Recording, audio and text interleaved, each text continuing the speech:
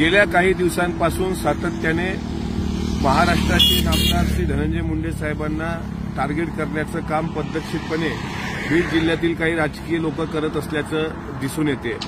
अमल दुबे प्रकरणात जे तोंडघशी पडलेत ते सुरेश धस आज महायुतीचे आमदार आहेत, मात्र आपल्याला मंत्रिपद मिळालं नाही आणि दोघाही बहीण भावांना मंत्रिपद मिळालं। पंकजाताई आणि धनंजय मुंडे साहेब एकत्र आल्याचा पोटशूट त्याच्या पोटात उठताना दिसतोय। आमचं म्हणणं आहे स्पष्टपणे, मस्साजोग प्रकरणामध्ये सरपंच संतोषराव देशमुख यांची ज्या क्रूर पद्धतीने हत्या केली गेली ती निंदनीय आहे, त्याचं कोणी समर्थन करू शकत नाही। जो कोणी दोषी असेल त्याला कडक शिक्षा झाली पाहिजे, त्याला फासावर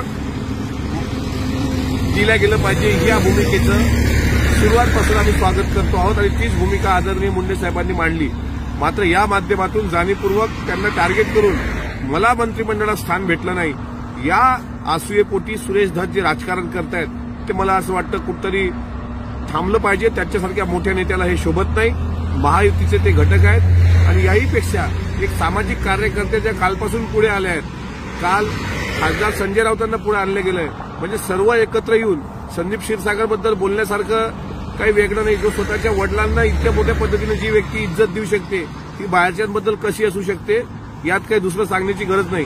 मात्र जाणीवपूर्वक एकाच व्यक्तीचं राजकारण संपवण्याची सुपारी सुरेश धस यांना कुणी दिली, त्यांनी का घेतली याचं स्पष्टीकरण एकदा महाराष्ट्राच्या समोर आलं पाहिजे आणि मस्साजोग प्रकरण वळतं करायला, डायव्हर्ट करायला आणि आपली मागचे काळे कारनामे लपवायला सर्वांनी एकत्र मिळून काही वेगळं राजकारण सुरू केलंय का हे सुद्धा तपासलं पाहिजे।